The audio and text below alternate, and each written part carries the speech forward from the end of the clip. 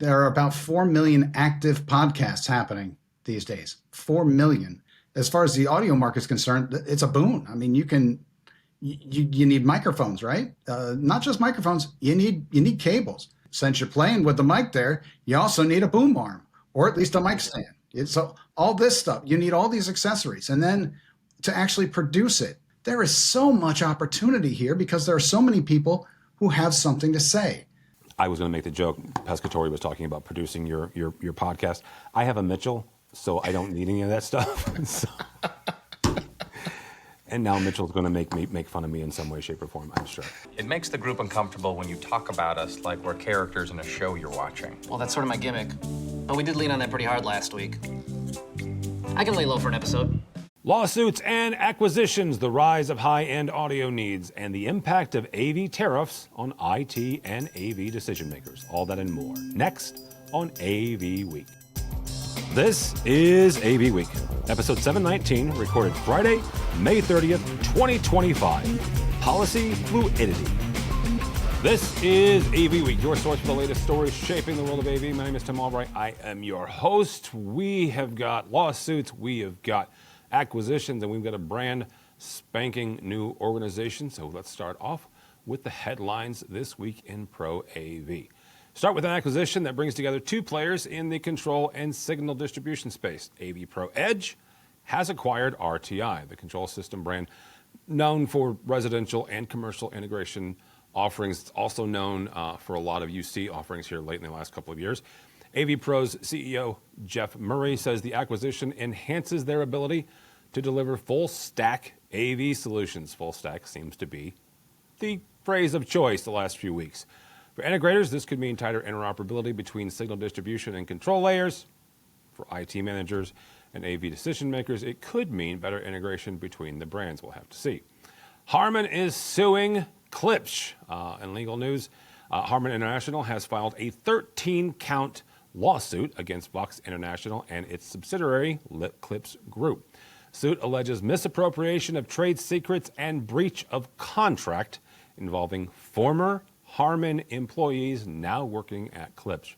This could have long-term implications for competition in the loudspeaker and audio electronics markets. We will have to watch this one closely, especially for any ripple effects in product developments or partner relationships. Brand new, AV Group, a coalition of 6 AV manufacturers, BrightSign, Legrand AV, Panasonic, Shure, Sony, and Excite, have launched the Open AV Initiative. Their goal? To foster cloud interoperability across AV platforms. Now, this is a step towards solving the persistent headache of fragmented ecosystems. For tech managers juggling multiple vendor platforms, OpenAV might eventually streamline device monitoring, updates, and analytics, especially as cloud management becomes table stakes in modern AV deployments. In the world of collaboration, Cisco has officially become the fastest growing Microsoft Teams room partner. Let me say that again.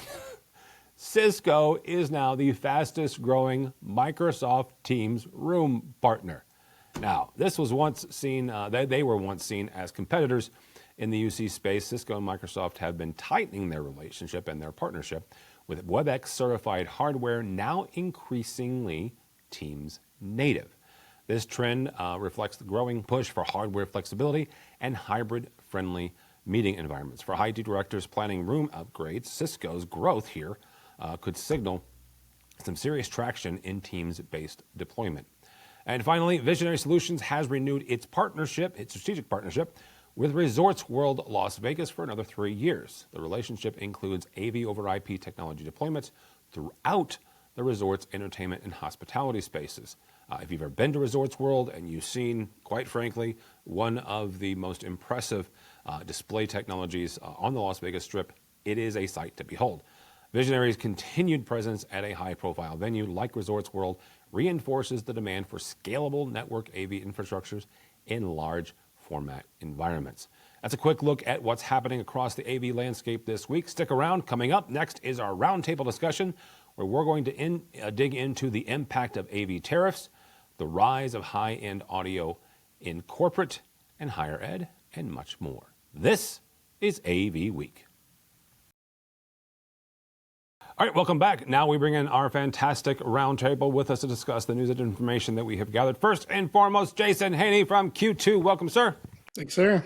Good to see you as always. Last time we talked to Jason, he has been to India and back, I believe, since the last time we talked. So that was a really cool project that he had there.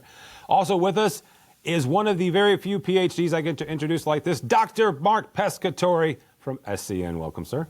Thank you, sir. Happy to be here. Good to see you. SCN stands for System Contractor News, of course, and several articles a year that is a stalwart of the industry, including the SCN Top 50 that happens every December. Not December, so we're going to talk about InfoComm. We're going to look at AV tariffs, quite frankly, as InfoComm is coming down the pipeline. By the time you listen to this, it will be 1 week away, and the AV industry, quite frankly, is still grappling with the implications of, I'm going to say, newly imposed tariffs, but at this point, they're kind of already there and they're not, and I'll explain that in a second. Major manufacturers like Crestron have introduced a 5% tariff, which is the current one, on all hardware items. They started that May 1st. QSC had temporarily paused over 200 products due to tariff increases. They have since unpaused those shipments, unpaused those shipments. These developments, quite frankly, are causing ripples across the procurement strategies, project timelines, budgeting for integrators, budgeting for end users, budgeting for IT directors. Jason, I want to start with you on this. I mentioned the fact that current and all this jazz. Here's the thing. And I've said this 1,000 times in the last 14 years. The way we pull stories is I pull stories on Tuesdays because, there's no breaking news in AV, but there is now. Wouldn't you know that as fluid as this situation is, I want to say it was Wednesday of this week, so we're recording this on Friday, the 30th of May. Wednesday of this week, of course, there's court battles and all this jazz when it comes to the administration. A court decided that the U.S. administration could not do the tariff. So for about a 24-hour period, there was a pause on the tariffs. But another court said, yes, they can, or put a stay on the stay. Double negative, end result is the same. So, couple things going on here. I've also learned that when you take possession of the product that is not produced in your country, that is when you pay the tariff. So you can, let's use China, for example, because that's the biggest one, the biggest country of production, plus some of the biggest tariffs. You can, as a company, take possession of said product in China, and then you ship it yourself, in essence. That is when you pay said tariff.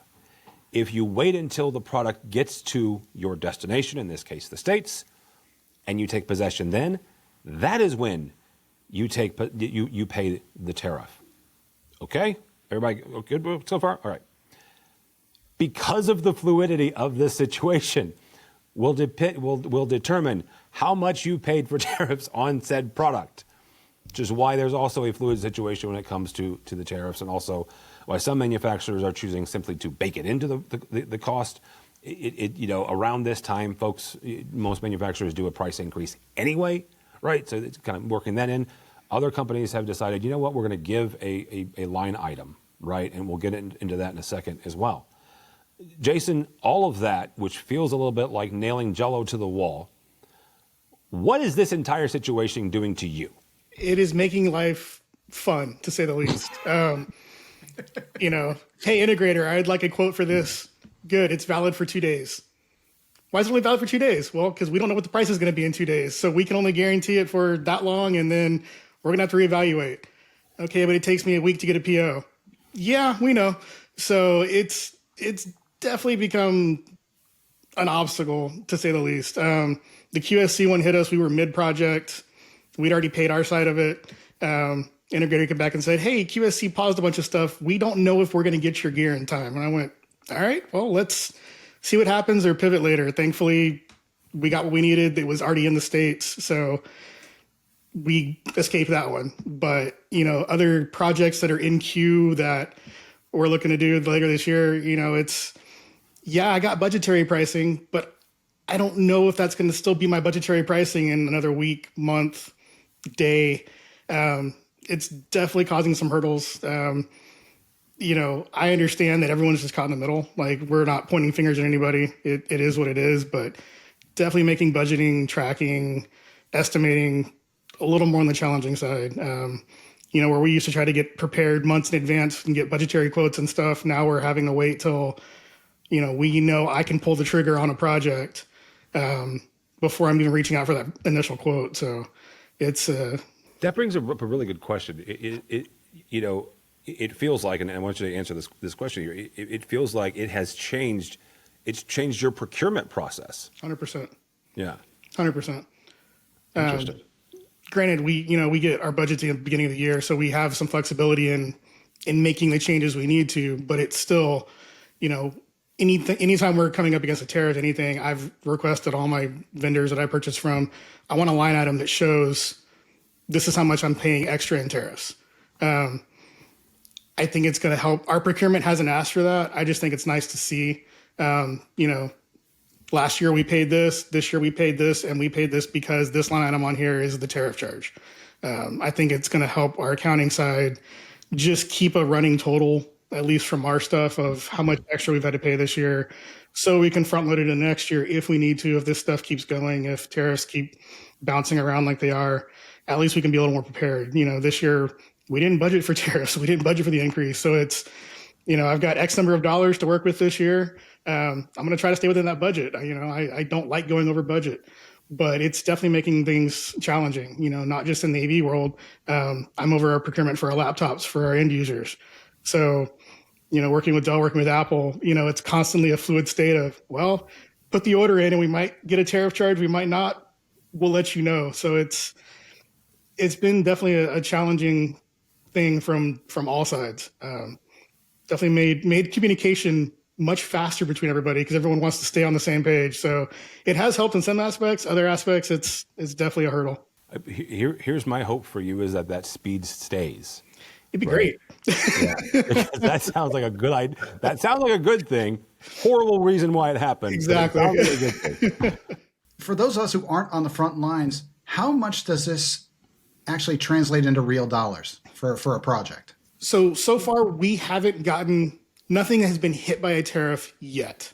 It was all the potential of getting hit with a tariff. No. So I actually nothing that we've had to order recently has actually gotten hit with a tariff increase yet, but we've had to do all the prep work to make sure that, if our order of laptops does get hit by a tariff, I want it called out that we had to raise our PO amount by X number of dollars because of the tariff. We've got some pending projects that are upcoming. Nothing. I don't think anything on those bombs have been tariff related, but I've had to have our integrator go back and, double check the pricing before sending me another quote just to make sure that the pricing is still valid before I go generate a PO. It's frustrating if I go generate a PO and I'm like, yep, here's the PO, here's the order, go. And he's like, they'll come back and go, well, that PO is no longer valid. We need to adjust your pricing again. I'm like, okay, so I got to go back to accounting, adjust PO, get it re-verified, get it reapproved. And, processes take what the processes take. I can call in favors. I can ask for, hey, I need this approved right now. I know it's at some point I run out of favors, and our AP department is great, but I know sometimes they're tired of hearing from me too. So. Well, and you're probably not the only department hitting them up either. Correct. Jason, exactly. Right? Yeah. This is where I point out, because the article that Mitchell's going to put a link to is the one that I wrote, but I referenced several, including AV Network and our friends over at Commercial Integrator, because they've got some information that I didn't have. And Jason's at a private company, right? He's at a corporation. There have been stories relayed to me that in higher education, they're actually asking for the opposite of what you're asking for, Jason. They don't want to see the word tariff because certain funding mechanisms are not approving the word tariff when it comes to POs. So for various, probably, whatever reasons. So it's interesting that you guys are asking for it, quite frankly, so you guys can keep track of it, right? Yeah, it's more just an accounting thing. Just we'd like to reference at the end of the year. All right, we went over budget because most likely this line item, This is what drove it. It wasn't anything we did or we overspent here that we didn't account for. It was we got hit with tariffs, and I can point that I went X number of dollars over budget because we had to deal with tariff issues. So in talking with a couple of integrators that I know, I will give you two sides of the argument. One is the salesperson wants you to know, right, Yep. how much extra your job costs because of tariffs, because that way they can pass the blame, but it's a legitimate blame, but still pass the blame. The accounting department doesn't want to see it because they don't have the word tariff in their accounting software. Right. Exactly. Which is a whole nother issue. Pescatore, as I mentioned, we're posting this, and I wanted to cover this as close to InfoComm as possible. But from what you're seeing and what you're reading and what your ear to the ground is, what is the long-term effect of not just the tariffs, but again the fluidity, which is Tim's nice way of saying the crap show of the tariff going back and forth and back and forth. What is the long-term effect of that on the industry? What's going to be the effect on InfoComm in a week's time, and on not just people like Jason, but manufacturers and integrators as well? Well, first, I got to congratulate you. AVNation's got that list. You're trying to keep track of all the tariffs going on. That is a labor. I won't say it's a labor of love, Well, it's but not. it is definitely labor, and very intense, and good on you for trying that. All right. First, I got to tell you, I am not an economist. I do have a balanced checkbook, and if I can do a little humble brag here, the 10 shares of Coca-Cola that I have in my Robinhood, doing real well for me. Look, the fact of the matter is, none of us heard the word tariffs pretty much since high school civics anyway, and then all of a sudden, not to pull out the old Forrest Gump, but just like that, everyone was a forensic accountant. The fact is, tariffs are a tax. Yeah. And they're not new. I did a little research for you, Tim. It turns out concerns about trade deficits, tariff disparities, that was all happening in the 1990s. And the person who was complaining was Nancy Pelosi, who was a Democrat. And as we all know, President Trump is a Republican. But back then, she and other Democrats were apparently wanting reciprocal tariffs. So Trump is not in a new territory, though I will have to say he's moving forward through that territory differently than anyone else. I think the general idea is basically he wants you to buy American, and he also wants to improve U.S. trade terms across the world. And it's also important, I think, to point out that it's not necessarily a tax on the whole product, but sometimes it's just a tax on components of that product. Yep. Now, I'm not sure personally if I have a problem with tariffs as a negotiating tactic. Look, I'm not going to sit here and try and say I understand the economic policies of President Trump or President Biden or President anyone before them. But I will say that policy fluidity breeds uncertainty. That's my line. That's my big line for you, Tim.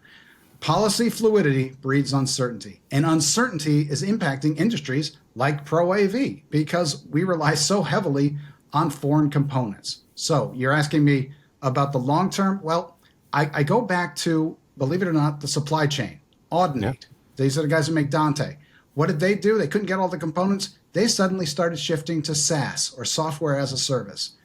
I think other companies are going to move to embrace these cloud solutions when possible. So in the long term, this might spark innovation. But right now, it's just sparking an overabundance of caution. I think I referenced this on one of the AV weeks between now and when I did this panel. I did a panel at PSNI, our friends at PSNI, and it was with three fantastic CEOs, right? And Rashiska from Biam, Mark, which I know you know. We were talking about tariffs, and the panel happened to be on April 2nd, the day of liberation. And it was before then, right? And I simply asked, I said, what do you want? Like what would I ideal here? And Rashid said this, and he echoed telegraphed your statement there, Mark. He said, I don't care what the tariff is. I don't care. I just want it to be stable. I cannot live in a world of uncertainty. None of us can, because it's that uncertainty that's going to breed the stagnation of an industry of AV, because none of us can tell you what a widget will cost tomorrow. to Jason's point, if a quote is good for 2 days, for 48 hours, and Jason's process takes a week, and I'm putting words in Jason's mouth, but it takes a week to get through accounts payable, that is an untenable situation. So to echo what Rashid said, I don't care what the tariff is. I don't care what the tax, I don't care what the cost is, but make it stable, right? Give me a year, give me 6 months of stability. So then we can make decisions as an industry. So the manufacturing can make decisions. So folks like Jason can make a decision. So integrators can make a decision on X, Y, and Z moving forward. Yeah. And you're right. I'm not a tariff expert either, but I lean on a little bit what you said, Mark, there about the uncertainty, and also what Rashid's like. Give us stability, then let us make our decisions, right? I mean, Jason, you must be pulling your hair out. It's got to be so difficult to do your job with this extra layer of aggravation. It has its challenges. It really does. But I'm all for that exact statement. Make it stable. Yeah. If you want to put a tariff on, just put the tariff on and let us get on with our lives. But this, oh, you have tariffs. Oh, no, they're paused. Oh, they're unpaused. Oh, no, they're repaused. No, we're not going to take them away. No, we're going to put it back. No, we're going to change the value. It's jello to a tree, like you said, Tim. Like, it really is. And I kind of feel bad the number of emails I send back and forth between me and our integrator. I'm like, all right, check this one real quick. I'm submitting it right now if you tell me it's good. I'll get back to you. And then, they got to check it. Well, that takes another day. I'm like, okay, well, I'm going to resubmit it now. It's back and forth. And it's thinking because it causes more busy work than anything else. Trying to get everything lined up, making sure we're on the same page, making sure that by the time I can issue a PO, everyone's going to be happy with the money being transferred, and no one's getting left out in the cold with extra, $1,000 of a charge that someone's got to pick up somewhere. So, yeah, stability would be fantastic. I like that. All right. Last story from Mark's fantastic AV network. Podcasting, what is that? The landscape is experiencing exponential growth with over 4.4 million podcasts as of 2025, and projections indicating the market could reach 131 billion in advertising dollars. By the way, none of us are. Well, I'm not a millionaire. How about that? Joe Rogan's a millionaire. By 2030, this surge is driving demand for user-friendly, high-quality audio equipment. Manufacturers like Sennheiser, Shure, quite frankly, Rode, are responding with products tailored for content creators. Sennheiser's got a brand new USB microphone. Of course, Shure's got several, including their new MV7i, a USB-connected microphone that actually has a secondary input that you can kind of daisy chain through. All sorts of different options. The other thing this is driving is it's driving high-end audio production in both corporate and higher ed, because you've got a number of manufacturers, you've got a number of corporations, both Fortune 500 as well as colleges and universities, creating their own content. And if you want to grab me at InfoComm, I'll give you a dissertation on the reasons why. But the bottom line is they control their own narrative, right? They're not reliant on anybody else to tell their story. They can tell their story, and that's a very powerful thing from a marketing and communications point of view. But Mark, I'm going to start with you since this is your article. What do you think the rise in podcasting and the professional grade equipment? Where do you think that takes the industry? Well, first I gotta congratulate James Careless. He's the guy who wrote the piece. He did a really great job, and he got these statistics from Demand Sage. So I'll reiterate what you said. There are about 4 million active podcasts happening these days. 4 million. And they also estimate this year there will be 584 million podcast listeners. And those podcast listeners are averaging about 7 hours a week. Yeah. This is big business. This is a place to make some money. As far as the audio market is concerned, it's a boon. I mean, you need microphones, right? Not just microphones. You need cables. Now, some are XLR. A lot of people are going USB-C, but you need cables. And since you're playing with the mic there, you also need a boom arm or at least a mic stand. So all this stuff, you need all these accessories, and then to actually produce it. I did a couple reviews a couple of years ago. The Focusrite Vocaster 2. It's an audio interface. It's fantastic. And A10 has the Mic Live podcast audio mixer, also fantastic. And here's the thing, they're reasonably priced. There is so much opportunity here because there are so many people who have something to say. The best lessons from the article that I would want to share is, number one, you got to make it sound good and you got to make it affordable. Now, here is what you talked about. This is the profile mic from Sennheiser. That's it. It's a little guy. It's great. It stays on my desk all the time. It has its own built-in stand. You can pull that off, put it on a boom arm. And here's the catch. Sounds great. It's less than $120. And you can buy it on Amazon. You don't have to go to a specialty store to make that happen. And the other lesson would be, you got to keep it simple. That's why things like the Vocaster 2 or the Mic Live podcast audio mixer, all these things are great because it helps people do what they want to do without making it too complicated. Absolutely. And one thing I want to pull on what Mark said, 585 million listeners. To remind folks, especially us big dumb Americans that think that the U.S. is the center of the universe, there's 330 million of us, kids. That's it. We're 330 roughly, 330, let's say 340 million Americans. That means the podcast audience is bigger than the U.S. So that gives us kind of, a little bit of you are here. Jason, when it comes to, high quality audio, how is this seeping its way into corporate America? How is it seeping its way into, your users that are going, you know what, Jason, my audio sucks on my Zoom call, on my Teams call. I want X, Y, or Z. How are things like, I'm talking into a freaking SM7B. So I'm weird. I get that. I know that. That's fine. But Mark makes a good point. It's his microphone is better than, let's say, a headset microphone, right? Or certainly the built-in thing. So how is this drive to podcasting and higher end audio seeping its way into making sure that the overall audio quality of just a conference system is making its way into corporate America? Well, it's definitely there. I'm at home today and I have nice things hiding off camera, but we can't buy one of those for every end user in our company.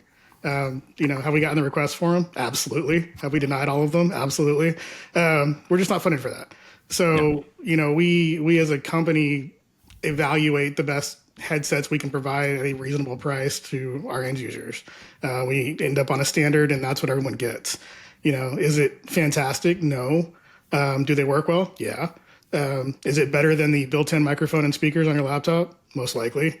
That we try to give everyone what we can, and still stay reasonably within budget and, not go crazy. If you want to go buy your own stuff and hook it up, fantastic. We're not against that. We have a good portion of our user base that works from home. I know several of our users have extreme, very nice podcasting setups at home. They do stuff off, after hours of Twitch streams or whatever. And I know they've got some very nice setups. More power to you. We're not going to prevent you from doing that. As far as inside their buildings and inside our conference rooms and stuff, of course, we're trying to make sure that, what we're installing is the best it can be. Do we have shortcomings? Yeah. Do we try one thing and go, yeah, it doesn't sound as good as we thought it was going to. Let's see what else we can do. We found out that just because the rooms are built the same doesn't mean they all sound the same.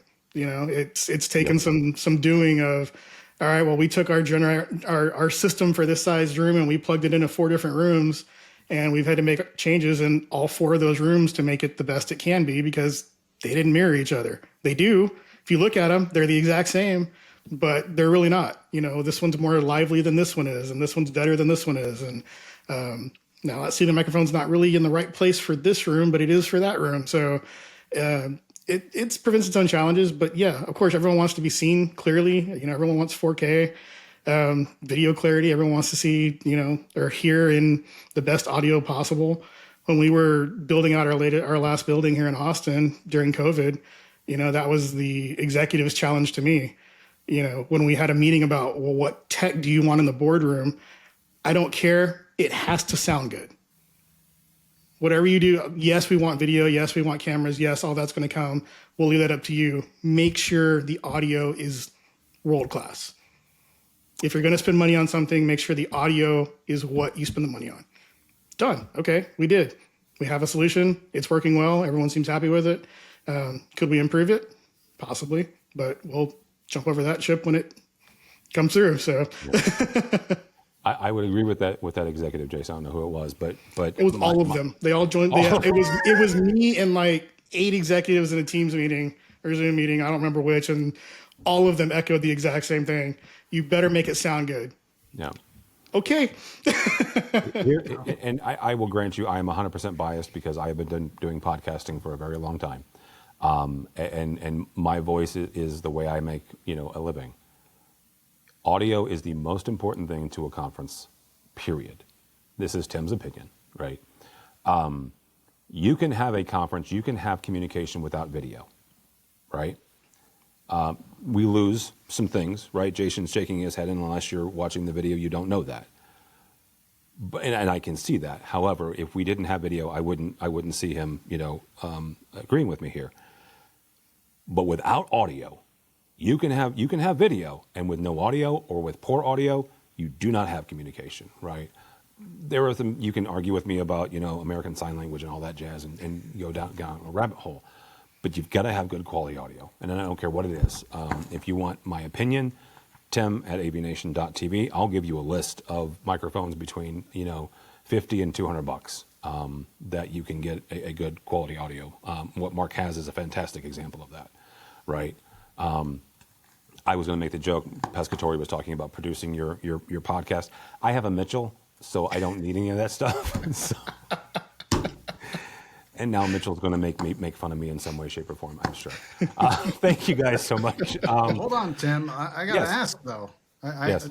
Since we're talking about podcasting, if we open up the discussion to a video podcast, I got to know, the mic in or the mic out of the shot? Oh, so 5 years ago, I would have told you the mic out. I was 100% a mic out guy. Good man. But as much as I love my Chicago Bears, and a gentleman by the name of Colin Coward I got hooked onto, and Coward talks into his microphone, and you see that EV7 or that EV20. Coward actually turned me on to having the mic in the shot. So if you're not watching the video, or if you've never watched a video of AVNation, I now have my SM7B in the shot. Can you be our voice of reason, Jason? Because clearly there is no microphone in my shot. Look, Tim, I can bring my Shure mic in there. Yes. If it makes you feel better. That's the MV7i you were talking about. We all can if we just want to make it universal, but We could. And now I'm going to get hate mail, Pescatori. Thanks for that. Oh, sure. Well, you can read the review about this in the June issue of Systems Contractor News. Shameless plug. I love that shameless. That works. All right. Thanks, guys, so much. Dr. Pescatori, how do people connect with you? How do they get the June issue of Systems Contractor News, and how do they follow with everything you're doing at InfoComm? Oh, just find us at avnetwork.com or just stop me on the show floor. I'll be the guy running around like a lunatic. There's a couple of those, but you get the point. Yeah. Jason, thank you, sir. How do people connect with you? Easiest way would be on LinkedIn. Just search for Jason Haney, Haynie. All right, very good. For me, for Tim Albright, don't follow me anywhere. You'll hear me, complain about the Bears. If you want to read something that I've written that has nothing to do with technology, you can connect with me on LinkedIn. How about that? But go by the website, AVNation.tv. That's AVNation.tv. You'll find this program and a host of others. Just like Mr. Pescatori, I will be running around like a crazy person at InfoComm 2025, a week from this publication date. You can go by our website, avnation.tv/IC25 to see all of our coverage, videos, stuff like that. If you're going, and if you go to avnation.tv/IC25, you can register for AVNation Access. It is our annual networking event. It happens 4 to 6 on Wednesday, because there's not enough parties going on at InfoComm. But it's one of 10,000, right? I say that as I put together my calendar for the week this week, and it was not pretty. But yeah, go by the website. Also, brand new podcast with our buddy Jen Weaver, looking at careers, and she is actually interviewing a young man who is going to InfoComm for the very first time. So you can check that out as well. All that and more at avnation.tv. That's avnation.tv. Thanks so much for listening. Thank you so much for watching. That's all the time we have for AV Week. The network for the AV industry. What are you listening to? This is AV. This is AV Nation. This is AV Nation.